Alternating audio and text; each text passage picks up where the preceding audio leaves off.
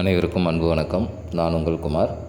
இன்றைக்கி வீடியோ பதிவில் நாம் எதை பற்றி பார்க்க போகிறோம் அப்படின்னா, உங்களுடைய வாழ்க்கையில் ஏற்படும் பிரச்சனைகளையும் சிக்கல்களையும், அதாவது ப்ராப்ளம் அண்ட் இஷ்யூ, இதை மின்னல் வேகத்தில் எப்படி சரி செய்வது என்பதை பற்றி தான் இந்த பதிவில் நாம் பார்க்க போகிறோம். இது முழுக்க லா ஆஃப் அட்ராக்ஷனில் இருக்கிற ஏஞ்சல் நம்பர்ஸ் மற்றும் சுவிட்ச் வேர்டை பயன்படுத்தி நாம் செய்ய போகிற இந்த மெத்தடு.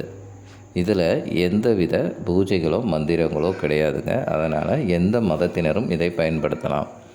இதை யாரெல்லாம் பயன்படுத்தலாம் அப்படின்னு கேட்டிங்கன்னா, பிரிந்து வாழும் கணவன் மனைவிகள், காதலர்கள்னு வரும்போது ஒன் சைடாக லவ் பண்ணுறவங்களும் இதை பயன்படுத்தலாம். யாருன்னே தெரியாத ஒரு நபருக்காக இதை பயன்படுத்தினீங்க அப்படின்னா நிச்சயமாக பலன் கிடைக்காது.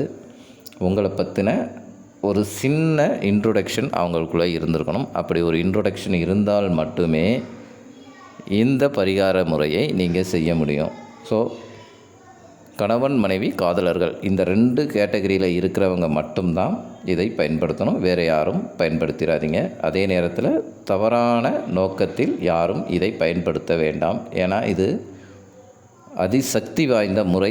நீங்கள் யாருக்கு பயன்படுத்தினாலும் இது ரிசல்ட் தரும். அதனால தான் சொல்கிறேன், இன்னொருத்தங்க கூட ரிலேஷன்ஷிப்பில் இருக்கிறவங்களையோ, இன்னொருத்தர் கணவனையோ, இன்னொருத்தங்க மனைவியையோ அட்ராக்ட் பண்ணுறதுக்காக இந்த முறையை பயன்படுத்தாதீங்க. மீண்டும் சொல்கிறேன், தவறான நோக்கத்திற்காக இதை பயன்படுத்த வேண்டாம். இதை எந்த நாள் எந்த கிழமை வேண்டுமானாலும் நீங்கள் பயன்படுத்தலாம். ஆனால் பயன்படுத்தக்கூடிய டைம் என்ன அப்படின்னு பார்த்தீங்கன்னா, நீங்கள் இரவு தூங்குவதற்கு முன்னாடி இருக்கக்கூடிய அந்த சில நிமிடங்கள் அப்போ தான் இதை நீங்கள் பயன்படுத்தணும். வேறு எந்த டயத்துலையும் பயன்படுத்த முடியாது. அதே நைட் ஷிஃப்ட் போகிறவங்களாக இருந்தால் நீங்கள் பகலில் எந்த நேரத்தில் தூங்குவீங்களோ அந்த நேரத்தை பயன்படுத்தி இதை நீங்கள் செய்யலாம்.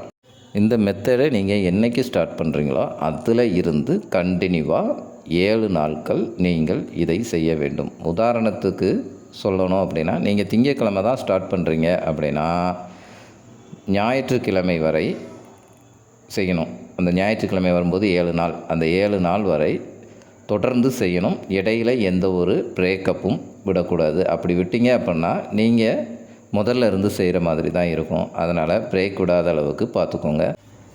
இந்த மெத்தடை பயன்படுத்த நமக்கு சில பொருட்கள் தேவைப்படும். அந்த பொருட்கள் என்ன அப்படின்னு பார்த்தீங்கன்னா, ஒரு பீஸ் ஆஃப் பேப்பர், ஒரு சின்னதாக ஒரு ஒயிட் பேப்பர் வேணும். அதில் எழுதுறதுக்கு red colour pen. Red colour அப்படின்னு வரும்போது மார்க்கர், ஸ்கெட்ச், ஹைலைட்டர் அப்படின்னு நீங்கள் எதை வேண்டுமானாலும் பயன்படுத்தலாம்.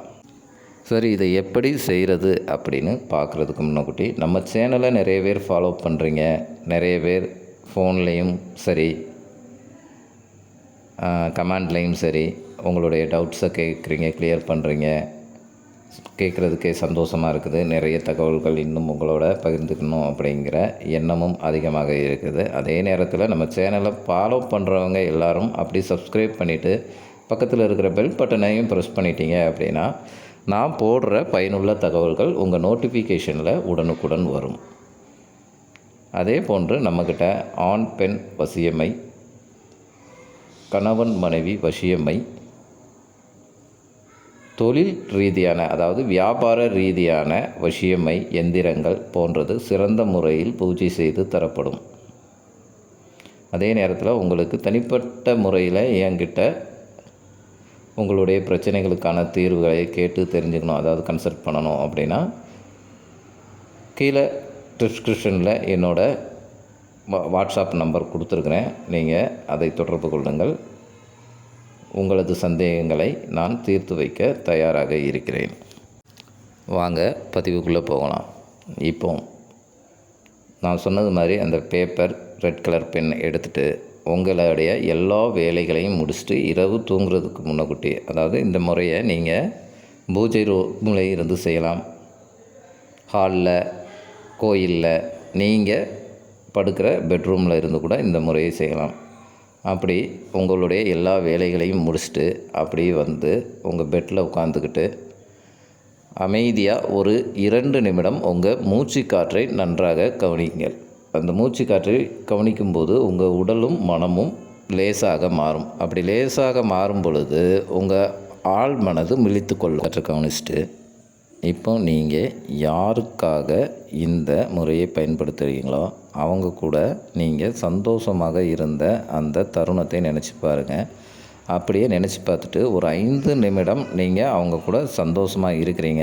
இப்போ அவங்க உங்கள்கிட்ட வந்து பேசிட்டாங்க, நீங்கள் இப்போ சந்தோஷமாக இருக்கிறீங்க அப்படிங்கிற மனநிலையோட, அதாவது இப்போ அவங்க உங்கள்கிட்ட அட் ப்ரெசண்ட் உங்கள்கிட்ட நீங்கள் என்ன பேச நினைக்கிறீங்களோ அதை பேசினா உங்கள் மனநிலை எப்படி இருக்குமோ அதே உணர்வுபூர்வமான மனநிலையோட இப்போ நம்ம இந்த ஸ்க்ரீனில் தெரியுது பாருங்கள், இப்படி நீங்கள் எழுதணும்.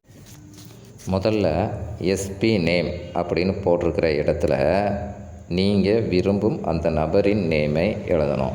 அதுக்கு கீழே இந்த ரேகை குறியீடு போடணும். அதுக்கு கீழே இந்த ரேகை குறியீடை போடணும். அதுக்கப்புறம் 421 டிவைன் 24668 நவ் அப்படின்னு எழுதணும். அதுக்கப்புறம் யுவர் நேம்னு போட்டிருக்கிற இடத்துல உங்களுடைய நேமை எழுதணும். ஒரு உதாரணத்துக்கு சொல்கிறேன் பாருங்கள். குமாரி இந்த குறியீடு, அதுக்கப்புறம் இந்த 2வது குறியீடு, அதுக்கப்புறம் 421 டிவைன் 2466 நவ் ராஜா அப்படின்னு நீங்கள் அவங்கள அதிகமாக எந்த பேர் சொல்லி அழைப்பீங்களோ அந்த பேரை தான் எழுதணுங்க. பெட் நேம் எல்லாம் எழுதக்கூடாது. இதை நீங்கள் கண்டினியூவாக 7 நாட்கள் செய்ய வேண்டும். அப்படி எழுதி முடித்தது பிறகு வலது உள்ளங்கையில் இந்த எழுதின பேப்பரை வச்சுக்கிட்டு ஒரு 2 நிமிஷம் நீங்கள் அந்த பேப்பரில் என்ன எழுதியிருக்கீங்களோ அதை அப்படி ஸ்டெப் பை ஸ்டெப்பாக 2 நிமிஷம் அதையே பார்க்கணும். அதாவது முதல்ல உங்கள் பார்ட்னரோட நேம், அதுக்கப்புறம் அந்த குறியீடு, அதுக்கப்புறம் அந்த குறியீடு, அதுக்கப்புறம் 421 டிவைன் அப்படின்னு எழுதியிருக்கிறது, அதுக்கப்புறம் 24668 நவ் அப்படின்னு எழுதியிருக்கிறது, அதுக்கப்புறம் உங்கள் நேம். இதை 2 நிமிடம் கண்டினியூவாக நீங்கள் பார்க்கணும். அப்படி பார்த்து முடித்ததுக்கு பிறகு என்ன பண்ணுறீங்க அப்படின்னா, ஒரு கேண்டில் அல்லது அகல் விளக்கில் எரிச்சிருங்க. எரித்த சாம்பலை காற்றில் தூவி விட்டுருங்க. ஏன்னா உங்களுக்கு என்ன தேவையோ அதை எழுதிட்டீங்க. எழுதி முடித்த பிறகு எரித்து அந்த சாம்பலை பிரபஞ்சத்துக்கு சமர்ப்பிச்சிட்டிங்க. மற்றதை பிரபஞ்சம் பார்த்துக்கும். அவ்வளவுதாங்க இந்த பதிவு. இந்த பதிவு உங்களுக்கு பிடிச்சிருந்தா லைக் பண்ணுங்கள், உங்கள் ஃப்ரெண்ட்ஸ் அண்ட் ஃபேமிலிக்கு ஷேர் பண்ணுங்கள். உங்களுடைய அனுபவங்களை எங்கள் கமெண்ட் பாக்ஸில் மறக்காமல் பதிவிடுங்கள். மீண்டும் ஒரு நல்ல தகவலுடன் உங்களை சந்திக்கிறேன். நன்றி, வணக்கம்.